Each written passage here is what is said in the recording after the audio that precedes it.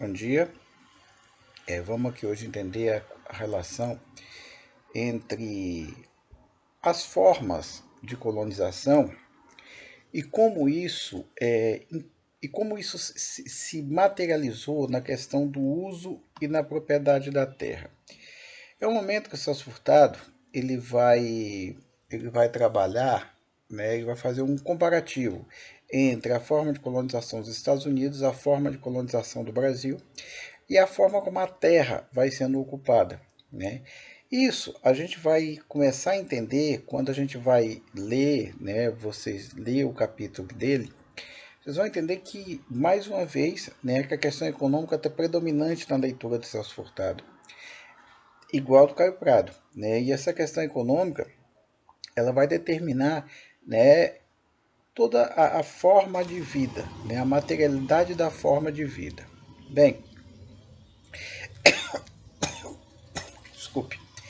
Bem, é, por mais que você tem algumas diferenças que são fundamentais no processo de colonização da América e do Brasil, norte e sul. Por mais que a gente diga, um é colônia de povoamento, o outro é colônia de exploração, isso é uma análise muito simplista, né? E a gente vai entender por que é simplista. Porque tem alguns elementos, né, que estão implícitos na forma de ocupação do território que precisam de ser desvendados. E o Celso Furtado desvenda muito bem esses elementos. Primeiro, vamos entender um pouquinho, né, o que foi a colonização dos Estados Unidos. Até para a gente fazer esse debate de forma mais ampliada, para entender o que está implícito aqui, que não é só dizer, foi povoamento, foi exploração, mas tem um problema na origem, né? Tem um problema na forma como foi pensado. Não é simples assim. Bem, o primeiro assentamento nos Estados Unidos vai acontecer em 1621, século 17. No Brasil, você tem um processo do século, já no século 16, você tem os primeiros assentamentos. Antes, mais do que eficiente. Bem, primeira coisa. Enquanto no Brasil você tem um sistema, vamos dizer assim, homogêneo, ou melhor, você tem um sistema parecido da ocupação, né? Como é que foi aqui? Você tem a coroa portuguesa, ela vai distribuir as capitanias, né? E para quem quiser ocupar, ou seja, a terra é dela. Nos Estados Unidos, ele está falando aqui que vai acontecer o seguinte, que são 13 sistemas diferentes em um sistema homogêneo, sem restrições e equitativo. O que quer dizer com isso? Que eu tenho 13 formas diferentes de ocupar o território, que são as chamadas 13 colônias, né? Diferente daqui, só que lá eu tenho uma homogeneidade. Lá, essas 13 colônias, né, elas vão se conversando. Existe uma relação entre essas 13 colônias, né? Por mais que seja diferente, mas existe um momento de relação. E a gente vai entender isso, a diferença do processo de independência lá com o processo de independência aqui, né? Bom, diante disso, né, ele vai dizer o seguinte, que essa consolidação não era inevitável, ou seja, consolidar o território da forma como foi consolidado, né? Então, porque eu tenho vários arranjos institucionais, né? Só que todos eram moldados pela condição da fronteira, né? E o que é fronteira, gente? O que é fronteira aqui? A fronteira, ela significa o limite entre o que eu entendo como civilizado e, além disso, é o que eu entendo como não civilizado. Ou seja, então significa que se o limite da fronteira é entre o civilizado e o não civilizado, significa que eu preciso avançar nesses passos para construir formas civilizatórias. Esse é mais ou menos o conceito de fronteira, né? Ou seja, conceito de fronteira. E isso nos Estados Unidos vai se dar muito, muito bem isso aí, né? Porque eles vão o tempo todo, especialmente no final do século XVIII, se preocupar em expandir a fronteira, se preocupar em criar formas civilizatórias além da linha limítrofe que eles vivem. Então veja bem, então eu tenho dessas 13 colônias, né, algumas assentadas pela coroa britânica, outras, se eu não me engano, duas foram cedidas a empresas, companhias de colonização, que elas vão falir depois, mas são empresas. Olha aqui de novo a Inglaterra naquele lance de essa parceria com o privado, né? Ou seja, eu estou estimulando o privado, tá vendo? A gente começa a ver que não é só dizer, foi povoamento e foi exploração, é a forma como se concebe a brincadeira, é a forma como se concebe esse processo. Entendeu? Que não é tão simples, de povoamento, exploração, pá. Só isso não explica.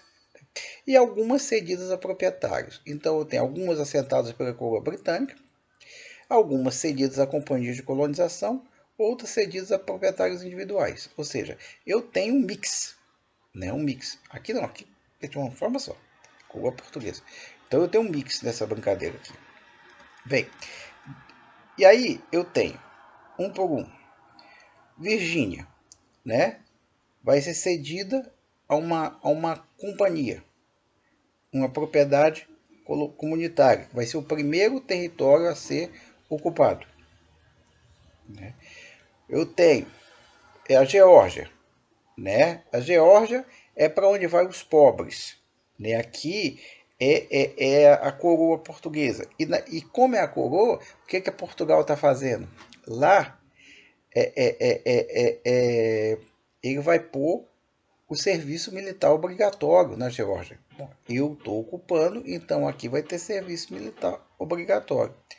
Né? Aqui eu não tenho fins lucrativos, né? Limites do tamanho da posse. Né? Eu estou dizendo assim, Massachusetts, você tem o Conselho da Nova Inglaterra, né? Aqui existe a tentativa de montar um sistema feudal que não dá certo, lá no Nordeste dos Estados Unidos. Maryland e Pensilvânia, essa sim, você de proprietários individuais. Né? Para cá você veio os Quakers, o grupo religioso, né? Que vai gerar toda aquela leitura, aquela interpretação do Weber, Max Weber, né? Que eles vão tentar estabelecer o seu próprio sistema de terra. Bem, eu tenho aqui Nova York, né? Você tem os holandeses, mas depois ocupados pelos ingleses, né?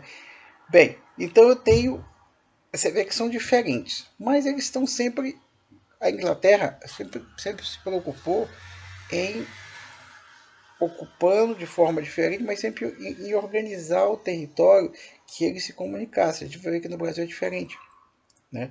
Então, veja bem, então eu tenho aqui a questão dos agentes. Como é que eles estão pensando aqui? Coroa inglesa, ela precisa de quê? Maximizar sua renda. Bem, ouro, tem a questão da religião, tem a questão da venda de terras e tem a questão de taxação sobre o comércio. Ou seja, eu já venho, olha a ideia, gente, olha a diferente.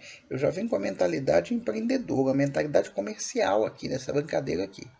Nessa molecagem aqui, eu estou com a mentalidade bastante empreendedora aqui. Né? Então, aí eu tenho, e essas companhias, eu tenho a ideia de maximização da riqueza, por definição. A gente vai ver aqui, não existe uma ideia de maximização da riqueza. Se eu der de vir para cá, para eu ter alguns privilégios da coroa e proprietário de escravo, uma coisa bem, é aquela coisa bem miserável mesmo aqui no Brasil, a forma como se ocupa. Né? Tá vendo que não é simples, não é só povoamento e exploração. né? Eu tenho a questão da religião, a questão da renda, tem a questão da ideologia, né? Na ocupação, lá em cima, tem uma determinada ideologia uma ideologia de construir um pertencimento à terra, né? Um forte pertencimento, né? Apesar que tem também, né? Eu tenho aqui grupos que vêm perseguição religiosa, eu tenho aventureiros, eu tenho escravo, eu tenho uma série de coisas. Agora, tem um negócio que é importante. Tem um negócio que é importante aqui também. Na Inglaterra, desde o século. Aqui nós estamos falando de século XVI, século XVII. Na Inglaterra, desde o século XV, XVI, a Inglaterra vem passando por uma revolução agrícola. Né? A gente já estudou isso aí, vocês estudaram isso em FDC, né?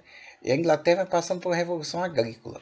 Bom, veja bem, qual é a primeira base de sustentar o processo de desenvolvimento do capitalismo e, consequentemente, o processo industrial? É a revolução agrícola. Por quê? Porque a agricultura começa a produzir excedente. Tem que começar a produzir excedente. E na Inglaterra, só que para produzir excedente, começa a haver uma espécie de. Começa necessariamente em êxodo rural, né? Porque eu preciso aumentar a produtividade da terra. E aumentar a produtividade da terra não tem que ser capital intensivo aqui, né? É a teoria do Ricardo, dos rendimentos decrescentes, né? Eu vou usando determinado espaço, só que eu vou usando menos gente, ou menos recursos, porque senão meus rendimentos vão decrescer. E diante disso, você gera uma pressão demográfica na Inglaterra, nas Ilhas Britânicas. Você tem a pressão demográfica ali, então, olha outra coisa diferente. Diferente de Portugal, que Portugal não tem isso aqui. Portugal não tem gente. Portugal não tem excedente populacional, né? Então você tem aqui várias coisas. Você tem a questão de uma determinada de um pressuposto ideológico. Olha, tanto Portugal quanto Inglaterra queria a mesma coisa, queria dinheiro, queria renda, queria recursos minerais, queria ouro. Mas a Inglaterra também não acha ouro aqui. A Inglaterra também não vai achar ouro aqui de imediato. E o Brasil, na verdade, se a gente for pensar na questão dos metais preciosos, o Brasil vai explorar ouro antes dos Estados Unidos. Tá vendo? Antes. Os Estados Unidos vão começar o ouro só no século XIX. Né? Século XIX. Olha a diferença. Então, né, tem a questão da ideologia, tem a questão da pressão demográfica, né? Ideologia que eu estou falando, ideologia. E pode me chamar de besta, alguma coisa, mas tem uma ideologia empreendedora aqui. Criada, mas não é porque o inglês é melhor do que o português. Né? Porque alguém vai dizer, bom, então se fosse colonizado pela Inglaterra, não, mas e a Jamaica? Trinidad e Tobago? Né? Porque a ideia de ocupar um território é uma, a ideia de ocupar o território é outra. A Inglaterra teve formas diferentes de pensar a ocupação. Né? Porque lá, né, a Inglaterra entendeu que lá era mais fácil dela tomar conta. Né? Então você tem esses elementos aqui. Bem, então você tem distribuição de terras gratuitas, né? Você tem que oferecer estímulos, né? Então você tem a questão de estímulo ao comércio, né? Por mais também que no Caribe você tem as colônias britânicas, mas ali o que você tem ali? Olha, se você pega no Caribe ali, a diferença é que você tem um grande volume você tem a questão da pirataria ali, né? Que isso pesa, que com essas dias você não tem, né? E na verdade, veja bem, esse Jamaica era tudo entreposto comercial. Esses foram criados para ser entrepostos comerciais. né? Não é nem exploração nem povoamento, entrepostos comerciais, né? E você tem a questão da terra, né? Muito barata, né? Você tem na Inglaterra, você não tem terra, lá você tem, né? Então, e a Inglaterra tinha controle sobre essas colônias, né? Então, você tem um fluxo já antes de 1776. Você tem um fluxo interno de comércio ali, enquanto no Brasil você não tem, né? Por quê? Porque a questão do comércio no Brasil é muito localizada. Então eu tenho o açúcar, eu tenho o ouro, né? Você tem ali muito localizado. É o que o Caio Prado, desculpa, o Celso Furtado, ele vai chamar de quê? De que você tem verdadeiros arquipélagos que não se conversam, não se comunicam. E como era coisa, como era o elemento, como era o instrumento para territórios estarem se comunicando? Comércio, não é isso? Olha a Europa, olha os nórdicos, os árabes, quando fizeram o tour ali, né? Então, aí o que está acontecendo? Como você tem um fluxo de comércio, a coroa britânica está querendo o quê? Se apropriar da fatia cada vez maior. Só que os colonos já falaram, não, assim não. Aí vem a independência. Então, veja bem, a independência americana, né, essa coisa é quando os interesses econômicos locais vão se chocar com os interesses da metrópole. Se a gente lembrar, a independência do Brasil, mais uma vez, né, porque Dom Pedro era isso, pá, que lá você teve guerra, não é isso. É porque aqui a independência do Brasil foi um processo, vamos dizer, de acomodação. Eu precisava acomodar ali um processo de acomodação política. Você não tem interesses contraditórios aqui. Né? Por quê? O imperador aqui era o filho do regente, do imperador de Portugal. Então aqui, não tem um, né? E lá, veja bem, lá também você tem uma coisa que você não tem essa estrutura, vamos dizer assim, imperial, a estrutura uma estrutura uma estrutura de nobreza, vamos dizer assim. Estados Unidos você não tem isso, né? Você tem o rei ou a rainha, tá? Mas ali você tem uma outra estrutura política que obedece ao rei e à rainha, mas internamente não. Você não tem necessariamente uma extensão da Inglaterra. O Brasil é a extensão de Portugal. As 13 colônias não são necessariamente uma extensão da Inglaterra. Isso é importante deixar claro. Bem, então ele está dizendo, só que aqui agora, olha aqui, terra era muita terra. Só que no processo de independência, né, a terra começou a ser escassa nos Estados Unidos, ou seja, começa a ter uma escassez de terra. Daí a necessidade de buscar a fronteira. Né? Aí vem a história de Daniel Boone, David Crockett, o próprio... que você tem aquela coisa de eu preciso explorar a fronteira. O que é a fronteira? Eu preciso ver, né? Até que Lewis e Clark vão atravessar os Apalaches, né? Você tem o Andrew Jackson que vai se tornar presidente, que vai a ideia de vamos acabar com os Shawnees, vamos terminar, vamos, né? Aquela ideia começa daí, índio bom e índio morto, porque índio bom faz parte daquela parte não civilizada. Né, o destino manifesto começa a aparecer, começa a se apresentar aqui, né? Então você tem aqui, então você tem esse mercado de terra, né? Você está aqui, né? Que vai ser fundamental. Os Estados Unidos vai criar a ideia de escravidão temporária, né? Até para você garantir que você tenha mão de obra aqui, porque você tem a terra, além do valor da terra, você tem o custo da força de trabalho, né? Enquanto eu tenho muita terra e pouca gente, o custo da força de trabalho é alto. Se eu tenho pouca terra e muita gente, o custo da força... Ou seja, e quanto menos terra eu tenho, lembra a teoria da renda da terra, especialmente em Ricardo, né?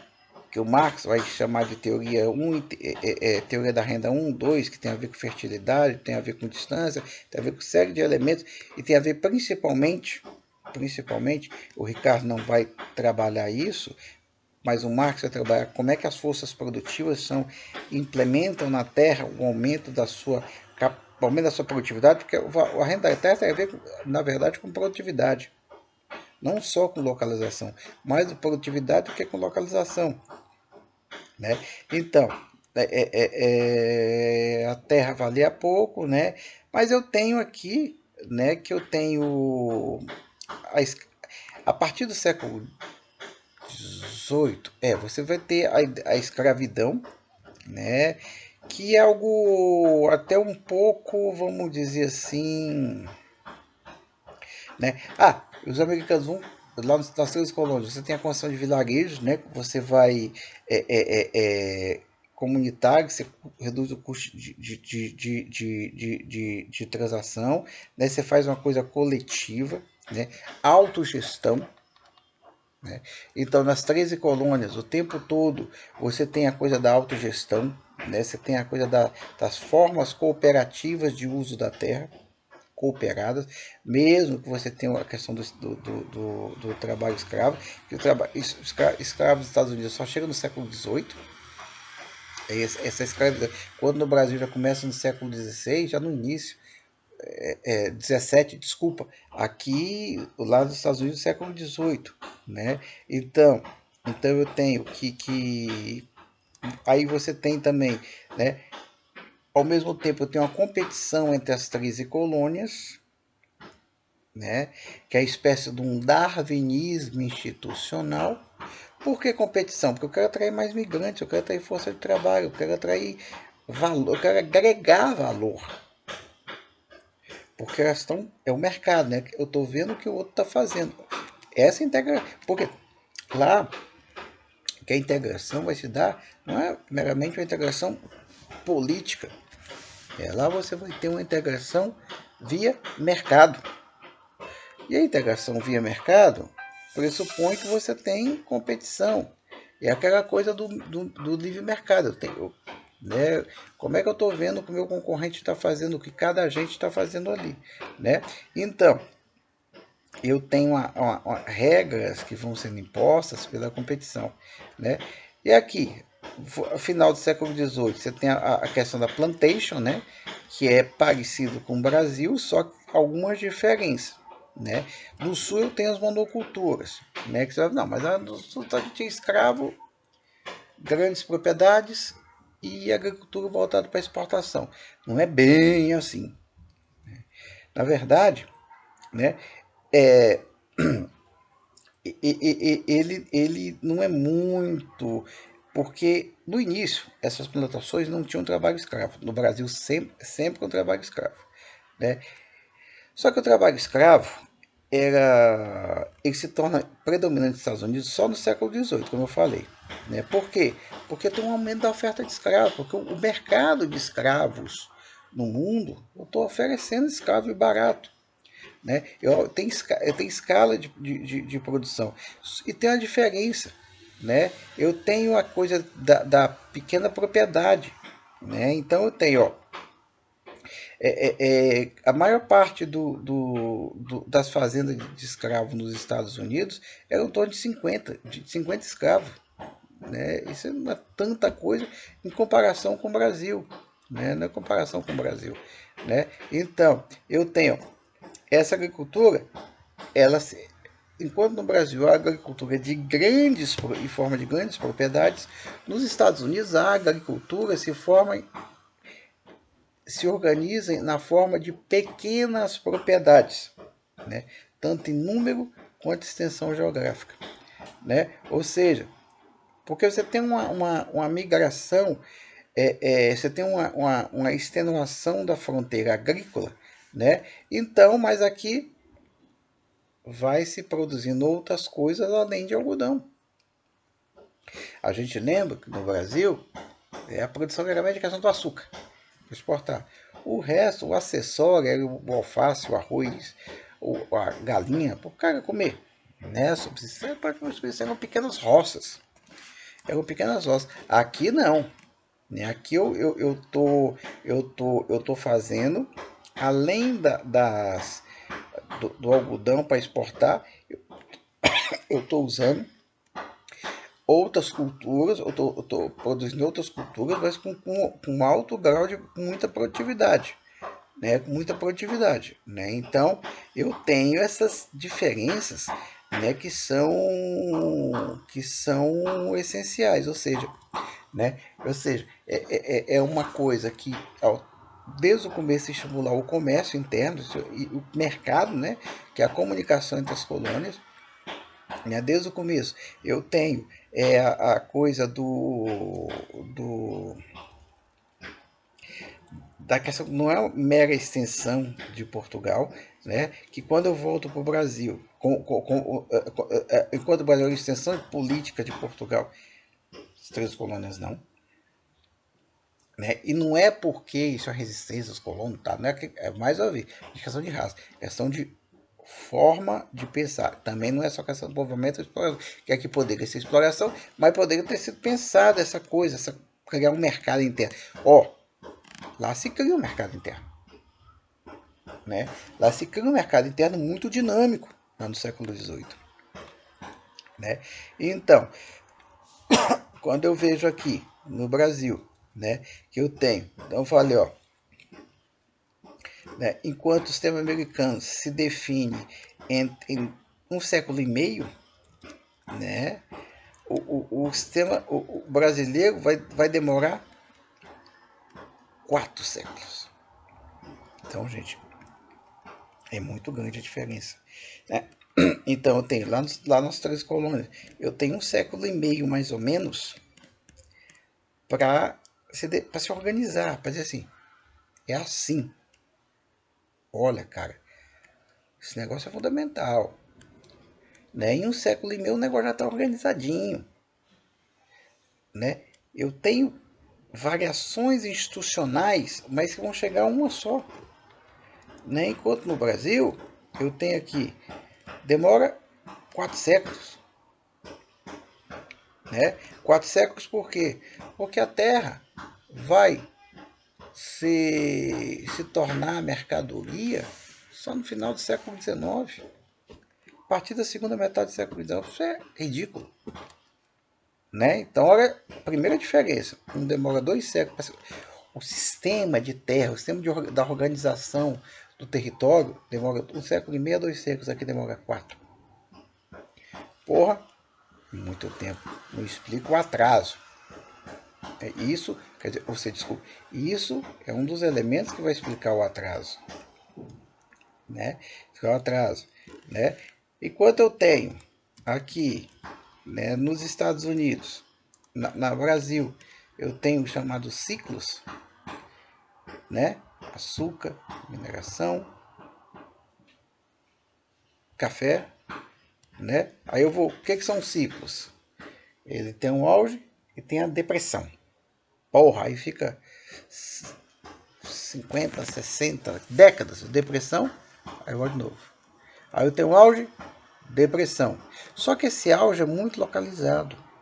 Lá não. Lá eu tenho um negócio contínuo, condição de forma contínua. Né? Não tem auge de depressão. E não é localizado, ele permite comunicação entre os territórios diferentes. Né? Então, né, você tem... Porque os ciclos é como se fosse assim, o Celso Furtado, ele vai dizer assim, os ciclos econômicos, eles representam, eles criam uma espécie de ilhas. Né? Territórios ilhados que não se comunicam. Não se comunicam por quê? Porque não tem motivo. Eu tenho o açúcar e tudo com açúcar, tudo para mineração daquele território. Então são arquipélagos. Né? Aí, pum, e dá um baque. Pum, dá um baque. Pum, aí não tem jeito. Né? Então, outra coisa que a gente pode entender como diferente, né, é a forma diferenciada. Né? Como se usou a ideia de uso do território. né? Então, né, se eu lembrar que aqui no Brasil a lei de terra só em 1850, né? E o mercado de terras vai só no final do século XIX, mas altamente concentrado. Por isso que até hoje nós temos problema aqui com terra, né? Então, da mesma forma, a coroa portuguesa quer maximizar a renda, né? Mas ela, ela tinha problemas demográficos. O problema é assim, que ela tinha falta de gente, né? Falta de gente, né? Tinha falta de gente. Em Inglaterra não. Né? Que eu tenho capitanias, sesmarias, posses. Você tem um vácuo institucional, ou seja, um vácuo de regras de funcionamento, um vácuo de poder, né? Isso é complicado, isso gera incerteza, isso gera indefinições, né? Muito difícil você fazer isso aqui, né? Então, você tem aqui. Outra coisa. No Brasil vai sendo o seguinte, ó, tentativa e erro, tentativa e erro, tentativa e erro, tentativa e erro, pum! Né? Não dá para você fazer isso com tentativa e erro. Né? Então, fazer uma coisa não deu certo, uma coisa, aí vamos tentar outra coisa. Às vezes você tem um negócio linear, um negócio bem consistente e linear. Bem, né? Então, como eu não tenho nessas capitanias hereditárias, né? Eu tenho ausência de formação, mas das colônias também não tem ausência de formação, né? Alguns vão chamar de feudalismo, que não é verdade, né? Então aqui, né? No século XVI, né? Você vai, tá, nobres, Portugal. Os nobres vão doar terra, você vai lá e beleza, beleza. Eu não, cara, quer ir para lá, mas eu não vou doar, você vai conquistar, né? Então, você tem aqui toda uma dificuldade, né, disso aí, né? Então tem a questão das sesmarias, né? A questão ou seja, Portugal tá aqui, ó. Ela tá enquanto lá fala o seguinte, tá, vamos fazer isso, cada um ocupa do seu jeito, tem 13, vou distribuir o negócio 13 pedaços, cada um ocupa do seu jeito. E não cai, se mexeu. Foi mexendo. Então, a coroa tentou fazer tudo, né? Tentou fazer tudo, né? Então, que você tem, não tem atrativo, só que você cria atrativo, né? Lá nas três colônias você criou os atrativos, aqui não, né? Então, aqui como eu falei, tem os ciclos, né? 1600, mesmo o açúcar não tem oportunidade que atraísse imigrantes, né? Eu tenho um efeito muito grande do açúcar, mas o efeito multiplicador muito baixo. Ou seja, o açúcar, um efeito muito grande, mas pouco efeito multiplicador. Esse é o problema, né? A pecuária vem aqui, só que a pecuária surge com o sistema acessório ao açúcar, né? Você não tem um multiplicador. Ciclo da mineração, né? Aqui eu tenho um aumento populacional, né? Ouro, né? Só que não tem escassez de terra. O que está chamando atenção? O que está chamando atenção de escassez de terra é o seguinte: que quando a terra é a ideia é a teoria da renda da terra, seja Ricardo, seja em Marx, que eu acho que são os melhores que explicam isso. Quanto mais as terras vão sendo ocupadas, né, você vai fazendo com que a renda da terra seja maior. Se a renda da terra vai ficando maior, né, você vai ser necessário aumentar a produtividade para pagar uma renda cada vez maior. Se você aumenta a produtividade, você gera excedente. Se você gera excedente, você estimula outros setores que não o agrícola. Entenderam? De novo. Aí eu vou explicar a teoria da renda, né? Quanto mais a terra se torna escassa, a renda se torna mais alta. Ou seja, o preço que eu vou pagar pelo uso da terra, o que é a renda da terra? É o preço que eu vou passar a pagar pelo uso. Tá? Existe uma relação entre, muitas vezes o Marx chama da trindade, né, dessa trindade dos clássicos, renda, lucro e salário, né, mas eles estão interligados sim, né, que o Marx vai chamar renda diferencial 1 e renda diferencial 2, né, tem a ver com a produtividade, outra tem a ver com monopólio, né, que é chamada renda de monopólio. Tá? O que é a renda de monopólio? É quando eu tenho a renda está muito concentrada, né? E a terra muito concentrada gera uma renda alta, não pela sua produtividade, não pela sua fertilidade. Mas veja bem, voltando aqui, teoria da renda é basicamente o seguinte: então tá, quanto menos terra eu tenho, mais cara fica a renda. Se a renda aumenta, o lucro diminui. Bem, mas para eu aumentar o lucro, eu preciso aumentar a produtividade. Eu preciso produzir excedente. Eu produzindo excedente nessa terra, aumentando a produtividade, o que vai acontecer com o preço dos alimentos? O preço dos alimentos barateia. Se o preço dos alimentos barateia, o salário também baratear, não é? Porque você tem a ideia de fundo de salários ali, ele barateia. Se o salário barateia, o lucro aumenta novamente. Se o lucro aumenta, eu vou reinvestir na produção. Gera o quê? Desenvolvimento. No Brasil, nenhum desses, dos Estados Unidos, o que vai acontecer com as colônias? Você vai gerando escassez da terra. Você gera escassez da terra, se obrigatoriamente tem que aumentar a produtividade, né? Lucro é a história que eu falei. Não sei se entenderam, mas na nossa conversa a gente explica de novo. A gente vai essa semana que vem. Então aqui no Brasil, você tem ouro, açúcar e a mineração e o café, principalmente ouro e o açúcar, você não gera essa escassez. Se você não gera escassez, você não gera renda. Ou você não aumenta a renda. Se não aumenta a renda, você não tem necessidade de aumentar a produtividade. Então você fica essa merda que é. Né? É o cachorro correndo atrás do rabo. Né? Então, a mineração, o que ela vai fazer? Ela vai integrar, de certa forma, a economia da colônia, mas gera pouca escassez de terra.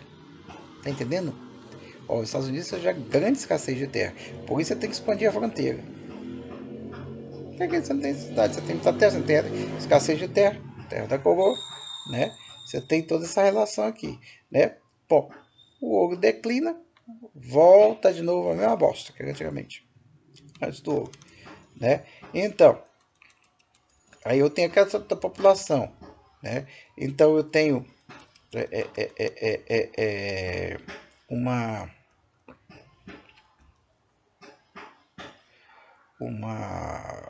uma 50, tá, um quadrozinho que eu fiz mal feito aqui, eu vou ter que fazer ele, tá? Bem, então o Celso Furtado está chamando a questão do ouro aqui. Então, se não tivesse descoberto algumas décadas a mais, se tivesse descoberto antes da colonização, né? Ou se nunca tivesse descoberto, o que está dizendo? Né? O aumento do preço da terra só que tem a ver. Não dá, o preço da terra, né? Quando eu estou chamando a renda, é o preço do uso. É para usar a terra, né? Então, eu tenho aqui nessa abertura dos portos, né? Eu tenho o aumento da preço da terra que vai ter proliferação de posses, né? Então eu tenho uma série de coisas da política, né? Aí, por conta do café, aí o café sim vai começar a ser realmente não é um ciclo, mas uma atividade econômica que vai realmente começar a exercer um efeito multiplicador, né? A primeira atividade econômica que realmente vai começar a exercer, tanto que a gente vai levar que vem ferrovia, né? As pessoas começam, você tem um processo de urbanização a partir do café, o início, né, do processo de urbanização, você tem o início da consumo de bens de luxo no Brasil, a importação de bens manufaturados, você começa a ver, é diferente. Né? Mas é isso que eu estou falando, só vai acontecer no Brasil no final do século XIX, quando os Estados Unidos já está acontecendo no século XVIII. Né? Então, né, eu tenho aqui essas questões, né, que tem que ser levado em conta, né, que, que a gente tem que entender que eu tenho, que aí veio a lei de terras, né, que a lei de terras ela vai aparecer também. A lei de terras ela vai surgir com o café, justamente na decadência do tráfico de escravos, porque está ficando caro trazer escravos, e já começa, não mais na Inglaterra, a Europa todo dia já tem começa a ter excedente populacional, esse excedente populacional começa a ter uma série de questões, e eu preciso vir para cá, vem para a América, na América do Norte, América do Sul, vem todo esse excedente populacional, né? Então aqui, né? Eu tenho o aumento da imigração, por isso que eu estou falando, o café ele vai dar, e aí surge o mercado de terras no Brasil, né? Um pouco atrasado, mas surge mesmo assim altamente concentrado, né? E não é à toa e que não é à toa que a gente até hoje no Brasil a questão da terra é muito problemática, né? Porque nunca se resolveu, né? Tá, mesmo sendo uma cidade altamente urbanizada, né, mas você tem muitos problemas de terra no Brasil, que você não vê nos Estados Unidos. Os problemas são urbanos. O Brasil não tem conflito de terra nos Estados Unidos. Mesmo com os indígenas, massacrar, para resolveu. Você não tem mais isso, que não até hoje conflito de terra. Olha a diferença, gente. Os Estados Unidos vê muito conflito racial, tudo, mas eminentemente urbano. Porque no Brasil, além dos conflitos urbanos, você tem conflito por terra, né? Você tem gente no governo defendendo a legalização da, como é que chama? Da grilagem. Você teve um projeto de lei que ainda bem que não passou, do Naban Garcia, que é o secretário de Saúde Fundiária, que foi um tremendo, vamos dizer, não sei, não vou nem falar o nome porque é complicado, mas é um tremendo, né?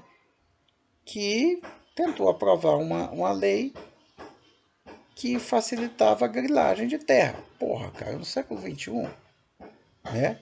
Então, Celso Furtado ele vai dizer o seguinte, que as escolhas de hoje são restritas pelo caminho que foi trilhado no passado.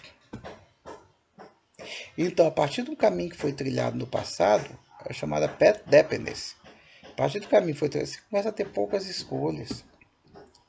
Talvez seja por isso até a questão da terra no Brasil seja por isso que explica esses elementos que estão dados aqui, né? Que explicam essa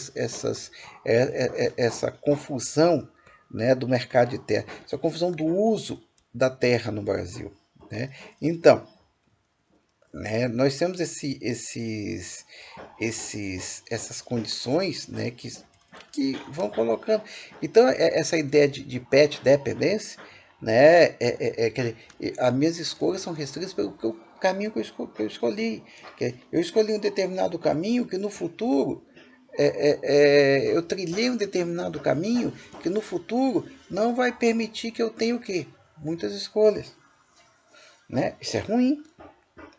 Isso é ruim, não é legal, né? Porque você vai ter algumas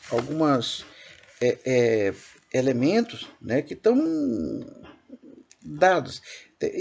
Então, veja bem, isso cada vez mais a gente vai aprofundando a leitura, a gente vai vendo como as explicações, como as coisas vão ficando bem mais claras. Né?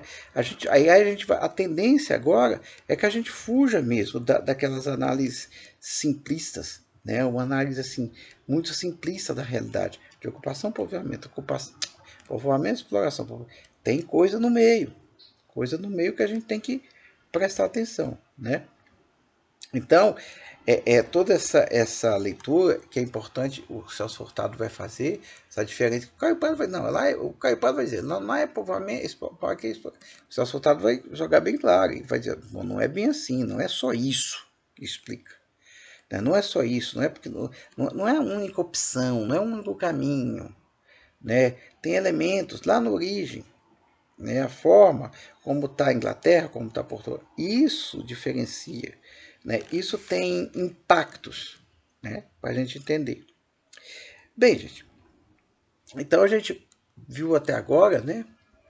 Entendeu todos esses encontros aí que a gente está conversando, né? A gente tem visto que a pergunta sempre é: por que somos subdesenvolvidos?